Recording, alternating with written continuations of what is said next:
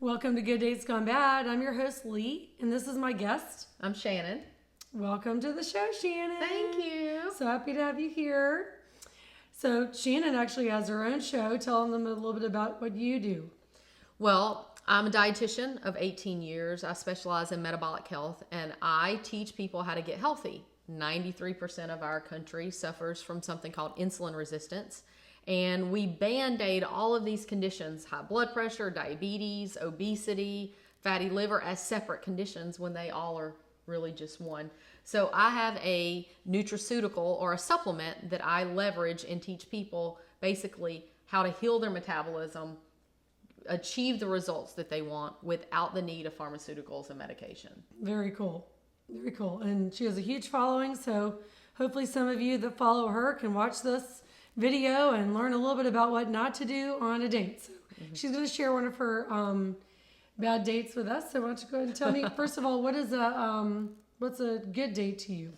I think a good date is one where there is equal conversation on both parts. We've both probably been in dates where you really have not said two things. You know, you're like, wow, I know everything about him and he has nothing about me. Which would be shocking because I talk all the time. Sometimes I can talk a lot, and then other times I can be very quiet. The same. So a good conversation. It's easy. It flows. You laugh, and you don't feel in any way that you have to be somebody that you're not. I feel like that's a good date. I agree. I agree with you. So what about a bad date? A bad date is if he talks the whole time. The opposite. If he's like trying to overly impress me, like just be you, just be you. Or if he talks all about his ex, or is too like forward, meaning I'm not having sex with you on our first date. Right. I think a guy that keeps talking about, or when women talk about their exes or men do, they're probably not really ready to be dating, right? Right. Have really no business being out there, really just looking for a friend or a hookup. Yeah. Everybody knows that. And then B, they probably need to spend a little bit more time working on themselves, have a little bit more, reading books that are going to be self-help or something, going to church, whatever you need to do. Do something that's going to help regroup. Right. That can become a better person so that when you do date someone, you're not somebody that's got a big, like you said, a Band-Aid. Yeah, I mean, isn't that we learn?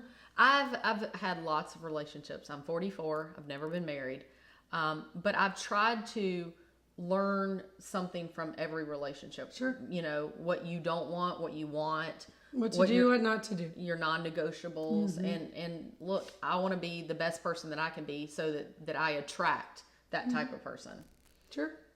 And you want to attract someone that's healthy. Yeah.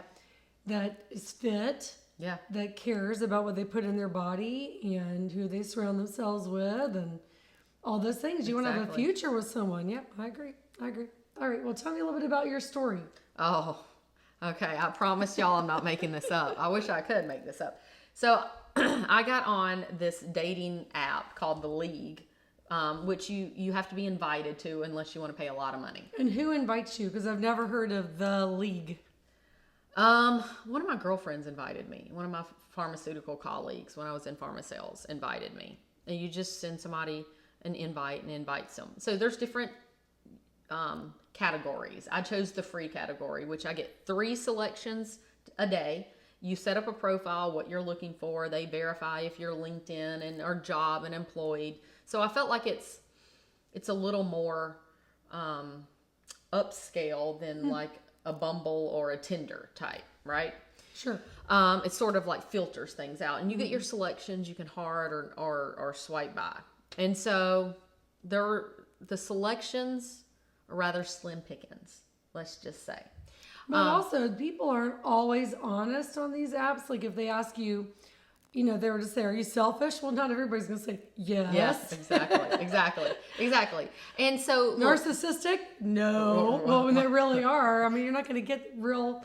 Right. You're never going to get the real truth until you actually get to know someone. So that's always so keep that point in mind because it's going to play a role in my date. So I swiped with this guy who, like, I'm just gonna be honest. If like we passed on the street, I wouldn't go, "Ooh, he's a hottie." But like I'm trying to be open.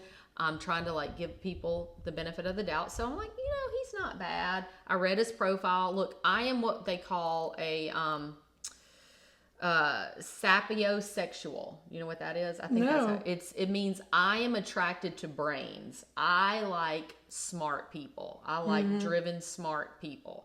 And your physical attributes can look way more appealing if you're very smart and intellectual. So I think that's kind of what that was. He owned his own multiple businesses, appeared to be uber successful. So we kind of matched on there. We messaged each other, and then we got on the phone.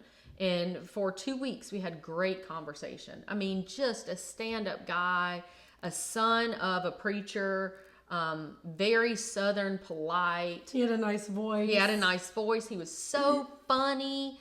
Loved dogs, had a dog, and mind you, this dog that he had is this German Shepherd that he got from like Scandinavia or something. Paid like He rescued it? Maybe? like $200,000 to have this dog shipped in, and it's military trained to the fact the that the dog. Malinois.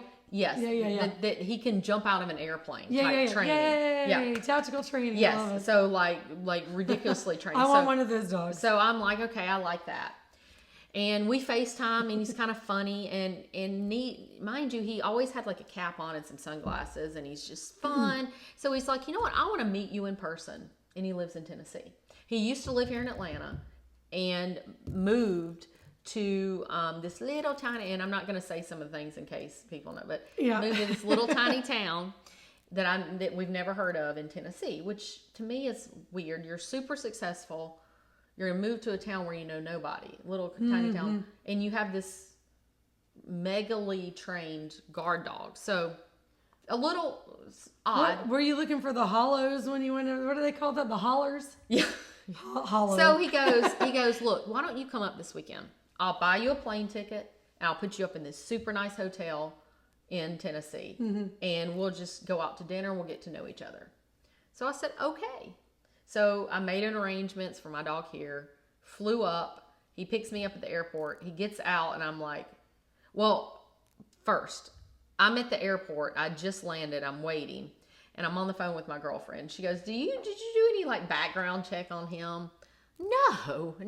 She goes, what's his name? Well, What's first his of date all, birth? you said he was the son of a preacher or something like Yeah. that. So you're assuming all the positive things. Like, he's not going to be a bad guy. He's got to be a great guy. I mean, why would I bother looking up? And which is kind of, if you really think about it, this kind of stalkerish and psycho. Yeah. But does serve someone well when they find out things that are distasteful about someone's past or current. Especially when you're going to visit somebody That's and right. you have no idea. So But first you thing, weren't going to stay with them. no. First thing I did was I turned the location on my phone so my mom could know where I'm at. Smart. Okay. So then I'm at the airport, and she looks him up, and she goes, oh gosh, honey. She goes, she sent me the report. So there's like battery, assault.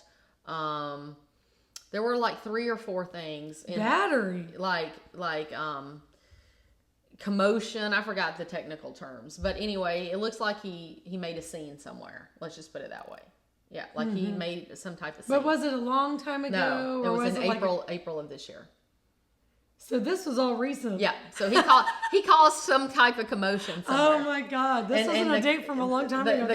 The cops got called. Yeah, so he picks me up at the airport, and he meets me, and I'm like, oh, you're a little bit smaller than I thought, but So now, how tall are you? I'm 5'5.5". And then how tall do you think he was? 5'5.5". He was the same height as you? Yeah, Well, but I'm bigger than him. okay, yeah. But that's still, women usually like a guy a little bit taller. I like a little. I want to feel. Some girls like shorter guys. I don't mind shorter, but when my thigh is bigger than your arm, Yeah, just that's saying, a little just, awkward. Just saying. The physical, anything past that is super awkward. So first thing he does is just grab me up and like smash this big kiss on I me. bet he which, liked you. Which is like, and like was trying to feel all over me, which does not work for me. Ew. Like you got. So you're like, no and no. No, you got to earn that. That's so 3 no's. 3 no's. So we're in the car, and we drive to his house. Now his house he's building this mansion on this plot of land. So he's renting this house. But what does he do? He owns all these businesses. He makes honey. He has this honey business. He has this development business. All of these things. But somehow he got a battery charges and all this stuff for kicking someone's butt. He clearly, maybe somebody was doing something to his business and they got mad and he kicked their ass. But I mean, he drives a Range Rover and he drives this big souped up Bronco. And he wasn't beefy at all. No, but he was nicely dressed and funny. And so it was fine. So I get there and he shows me this house he's renting, which was an Airbnb. And so he's like, why don't you just stay here? There's plenty of rooms. And that way we don't have to drive 40 minutes into town. So I just kind of like, I just say, okay. Okay. You're like, here we go. So that was, so then we go into town. In this little town, everything's closed except this one little like bar. Oh, I hate towns like that. And we were supposed to go on a nice date, right? So we bring the dog. The dog goes everywhere with us, which is good. It's fine. I like the dog. But that was a nice. They kind of broke the ice. He's a like little 170-pound dog. I mean, this dog is not a small dog. And so the dog's here. We're at this pub for dinner, and it was fine. And then we go back to go to sleep. And I have my room. He comes and crawls in the bed with me, butt ass naked. What? Which is also a major turnoff. If you're not into a guy at all, it'd be one thing if you're kind of well, we weren't into like him. even like making. I know, but I'm just saying it'd be one thing if you're into him and you're like, hey, okay, you know, maybe. But you just like even met him. counting the hours to go home. But did you kick him out? I was like, I just said I'm going to sleep. I had on full sweats. I'm not, and I turned my back. So hopefully it was. You're like, it'd take a lot for you to get through this. How awkward, though. It was extremely, extremely awkward. But that's really, that could be, I mean, not only is it overbearing, presumptuous, totally unwarranted. Like, he didn't even get any signs from you at all. No, like, there was no French kissing or anything. No foreplay, that no led like, to no, that. no. So that was just, I mean, that's just major assumptive. How would even thought that was even the next thing to do? Like, that's not the next move. No. So he missed all the other in between. He did. So the next day we get up and I'm like, okay, all right.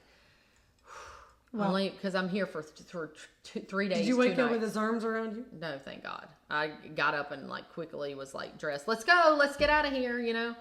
So and he's still kind of like touchy feely, and it's like evident that I'm like, look, no, I don't. I've already made it very clear before I got here that nothing was happening. Mm-hmm.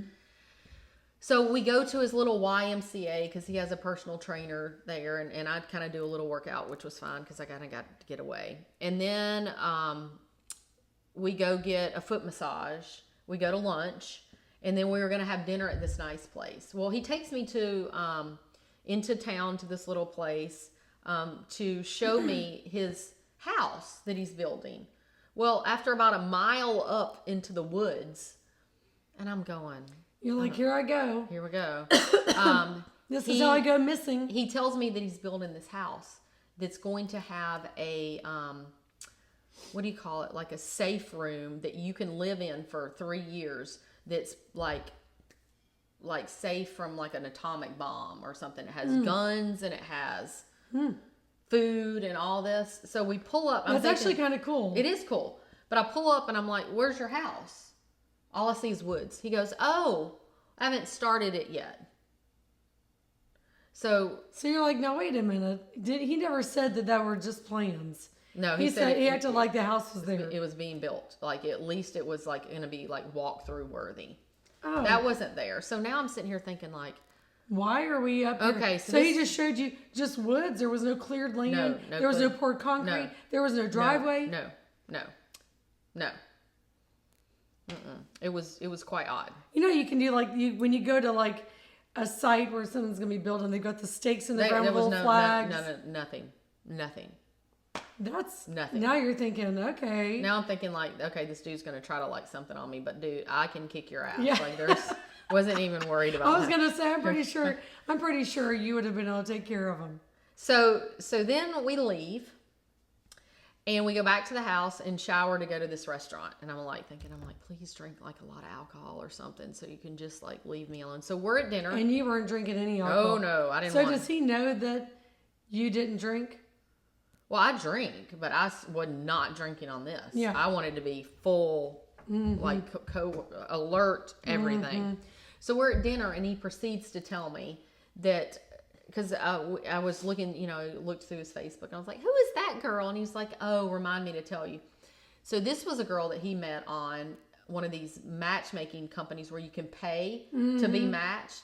Oh, And he was telling me about her. kind of like you chose to do the free one, but you could have paid to do it. Yeah, this was one in California, in like LA, like Hollywood, like a uppity one. He paid $55,000 to this dating site, from what he told me, to be matched with this girl who apparently got drunk for 7 days. There are in a some hotel. sites. There are some sites that you pay a lot. No, of and money. I don't doubt that, but I'm sitting here thinking, why would And what Are happened? Are you trying to make me think that you have lots of money? So there's that. So you're already thinking, I don't see any money yet. I don't see any money. Right now, I'm seeing a lot of. He's actually trying to woo you, but there's no evidence at all of some of the things that he was alluding to. Correct. Correct. That's very. But it's wrong. weird I too, think that's because it's wrong. like, are you hiding from somebody? Like, why would you move if you have this great business? Why would you move to this little town where in the Why middle did of you nowhere? move from Atlanta? Why are you building a safe room? Why do you have this ultimate protect dog?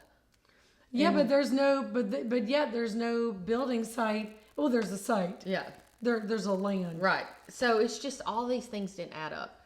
So it gets better. So we have dinner, and we're there for quite a while, and he had several drinks, which was good. So we get home and we get to bed again, and he's thinking we're going to sleep together again. He crawls in bed, and I'm fully sweated up again. And he goes, "Do you mind if I jack off?" What in the world? I think that's so shit you not. obnoxious. He lays over, whips the covers off, squirts some lotion in his hands, and goes to town. And you said, I don't mind? I didn't say a word. I just turned You were in over. shock? I just was like, I gotta leave. And then you feel the bed rocking? I just felt disgusting. I That felt is, gross. when you're the only one that's not participating, the bed is moving, right? Wow, yeah, it was. And it's so annoying. I was like telling the dog to come up. I get mad at my partner ever tries to do things like that. I'm like, I remember you're trying to sleep.